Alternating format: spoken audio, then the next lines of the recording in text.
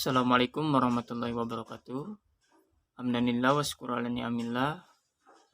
Insyaallah pada kesempatan ini saya akan menjelaskan sebuah teori belajar yang dikemukakan oleh Albert Bandura, yaitu social learning theory atau teori belajar sosial. Ini saya buat dengan tujuan untuk memenuhi tugas individu dari mata kuliah psikologi kepribadian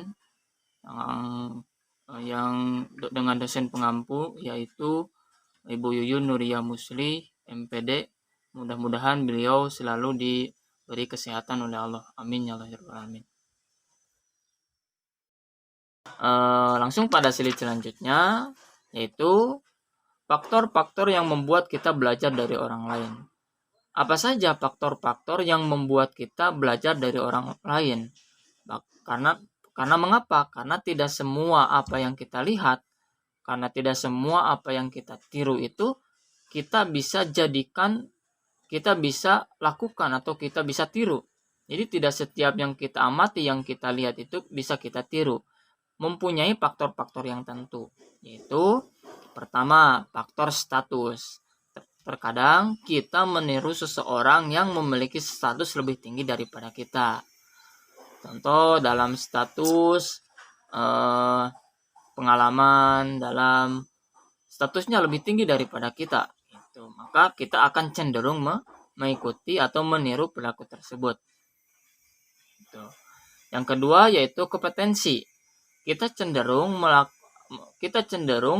meniru perilaku orang yang potensinya lebih tinggi daripada kita. Bahkan gaya hidup dari orang-orang yang mempunyai potensi lebih tinggi daripada kita akan kita tiru. Mengapa? Supaya kita seperti orang tersebut dalam hal kompetensi, dalam hal meningkatkan kompetensi.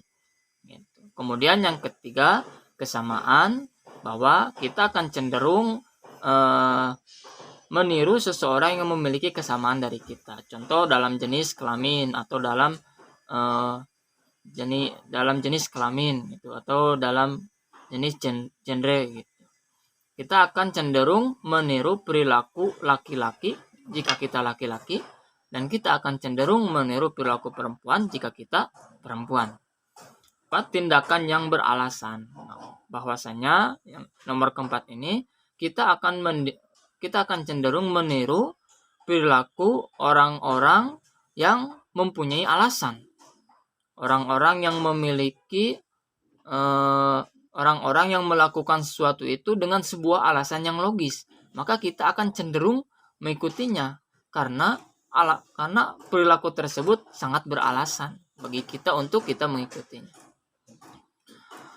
Yang selanjutnya, yang kelima, itu faktor konsekuensi, bahwa kita akan cenderung meniru seseorang atau meniru orang lain yang berperilaku menyenangkan, dan kita tidak akan meniru perilaku orang lain yang tidak menyenangkan. Contoh hobi kita bermain bola, maka kita akan cenderung meniru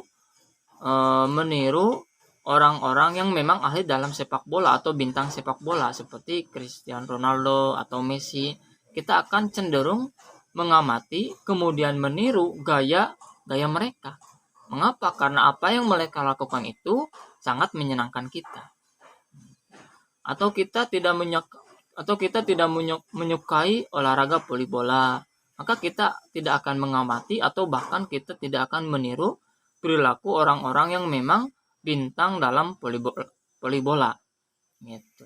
Mengapa? Karena konsekuensi daripada voli bola menurut kita tidak menyenangkan terhadap permainan bola voli. Gitu.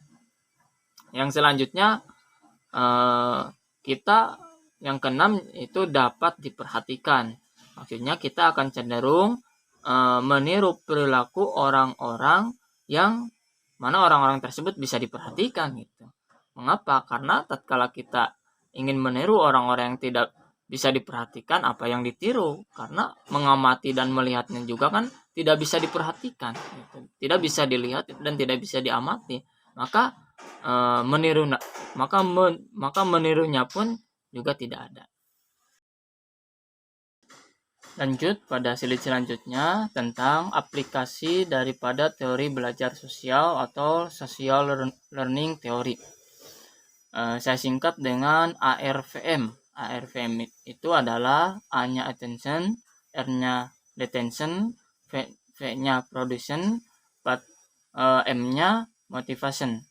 Itu. Yang pertama attention. Attention itu adalah mengamati atau memperhatikan model perilaku yang akan kita tiru.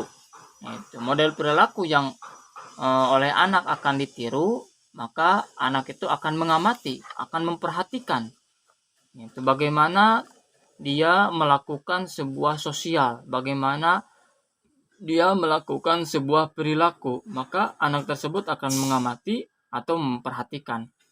Mungkin contoh anak akan memperhatikan perilaku guru, maka seorang guru itu harus mempunyai perilaku yang baik untuk ditiru oleh anak, karena anak itu akan memperhatikan dan mengamati perilaku yang dilakukan oleh seorang guru.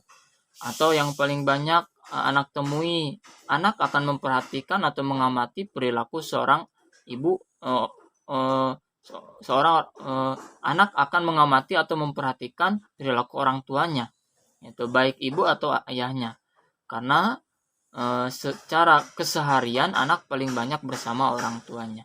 Maka orang tua, baik itu ayah ataupun ibu, harus memiliki perilaku yang baik sebagai bentuk pembelajaran sosial terhadap anak, karena anak itu mengamati atau memperhatikan perilaku orang tua untuk anak untuk ditiru oleh seorang anak. Kedua, retention, yaitu proses mengingat, bisa cara mengulang perilaku yang sudah ditampilkan model atau yang telah diamati oleh anak.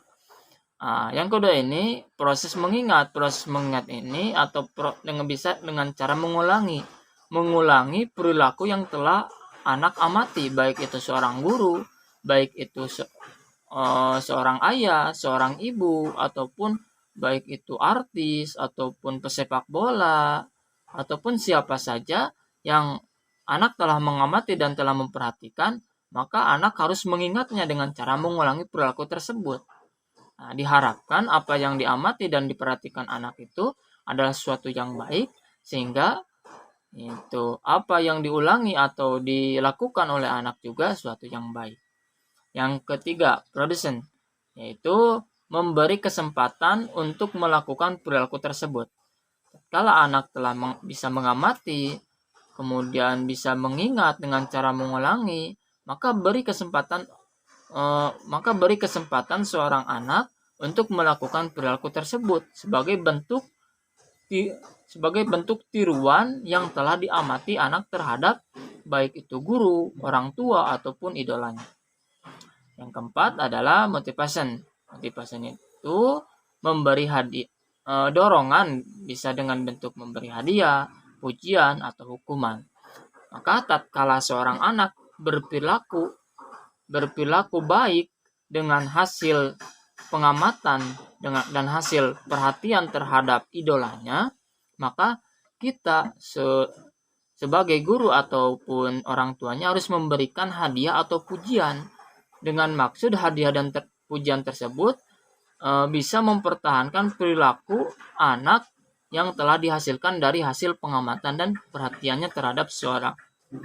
Dan sebaliknya, tatkala seorang anak berperilaku buruk, yang mana perilaku buruk tersebut dihasilkan dengan hasil pengamatan dan perhatian terhadap orang-orang yang buruk juga, maka kita sebagai orang tua ataupun kita sebagai guru harus memberikan hukuman. Hukuman ini sebagai tujuan agar anak tidak melakukan perilaku yang buruk tersebut. Bisa kita ambil contoh membaca. Bisa kita terapkan aplikasi ARVM ini dalam membaca. Yang pertama, kita harus menampilkan baik itu dalam dunia nyata, baik itu dalam video, tontonan di televisi, tontonan di HP, model perilaku orang yang sedang membaca, baik itu idola, baik itu profesor sedang membaca, kita harus tampilkan kepada anak supaya anak bisa memperhatikan dan bisa mengamatinya. tatkala kita sudah tatkala kita sudah bisa memperlihatkan perilaku orang-orang yang membaca, maka kita eh, maka pada tahap selanjutnya yaitu proses mengingat dengan cara mengulangi perilaku membaca yang telah kita tampilkan terhadap anak. Yang ketiga, maka kita beri kesempatan seorang anak itu untuk melakukan perilaku tersebut. Atau yuk deh kita berkunjung ke perpustakaan gitu. Yang mana secara tidak langsung kita memberi kesempatan kepada anak untuk melakukan perilaku tersebut, yaitu perilaku membaca. Gitu. Jadi tidak secara langsung kita silakan kamu membaca sebagaimana yang telah kamu amati dan perhatikan dalam video tersebut. Tidak harus seperti itu. Kita bawa anak ke perpustakaan atau ke ruangan yang memang banyak buku dan banyak orang-orang yang sedang membaca, maka secara tidak langsung kita memberikan kesempatan untuk anak dalam meniru dalam meniru perilaku yang telah diamati, yaitu membaca. Yang keempat, kita harus berikan motivasi. Baik itu motivasi yang bisa mempertahankan perilaku baik seorang anak ataupun yang bisa membuat anak cerah untuk melakukannya.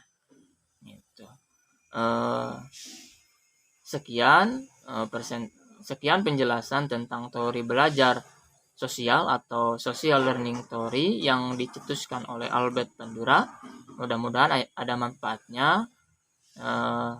Dan jika ada hal materi yang salah, saya minta maaf karena saya masih dalam proses pembelajaran tentang psikologi kepribadian.